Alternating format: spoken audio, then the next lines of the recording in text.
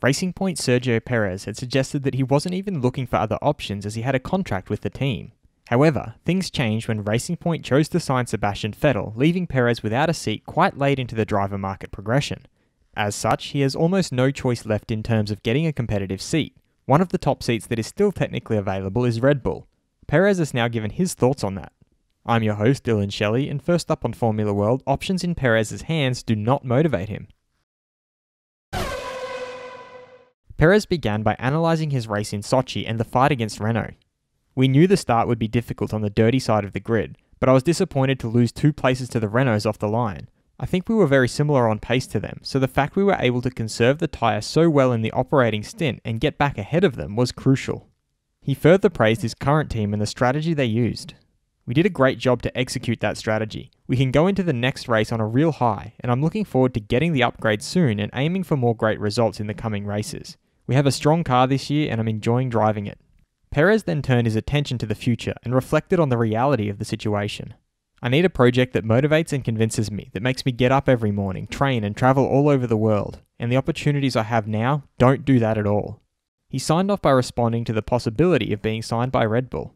I would be convinced without a doubt. It is a team that will fight for championships in the coming years. Fast feed. Honda F1 boss Toyoharu Tanabe found the Russian Grand Prix particularly satisfying after they had experienced some reliability issues in the last couple of races.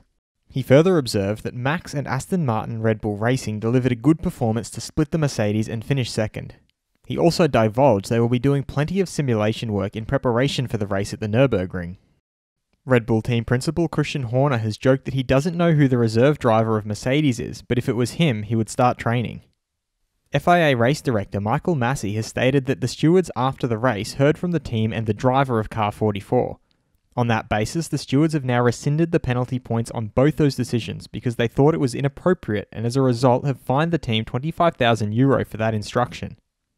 Red Bull's Alex Albon thinks they did as much as they could, but it was difficult out there and a frustrating race. He further explained that after the gearbox penalty, it was about damage limitation and now he's already focusing on Germany. Alex Albon and Renault's Daniel Ricciardo also received 1 penalty point each on their licenses for exceeding track limits in Sochi. That brings Albon's total to 5 and Ricciardo's to 3 in the last 12 months. Daniel Ricciardo reflected on his 5-second penalty and knew that it was his mistake and he decided to take the blame and just drive faster, which allowed him to make a very good race of it at the end. Former F1 driver turned media personality Karun Chandok feels that Max Verstappen is delivering the maximum the car can do. It's the Alain Prost policy. If you have a car on that day that can finish second, you have to finish second. If it is only good enough to finish fourth, you finish fourth.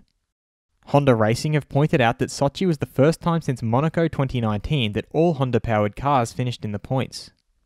Mercedes' Valtteri Bottas has reflected on how it's been so close many times and he feels that his race pace, especially this season, has been quite a bit better than any season before. He further added that it's been a bit annoying that it's been close but nearly there in past races.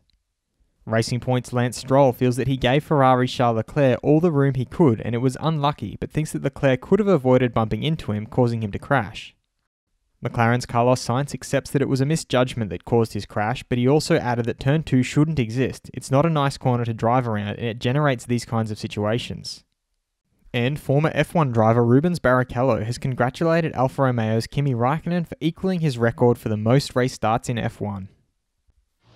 Should Leclerc have received a penalty for his collision with Stroll? Head over to my community page to vote in the poll and let me know what you think in the comments. And if you like this video, feel free to subscribe and check out my others for all the latest in the world of Formula 1.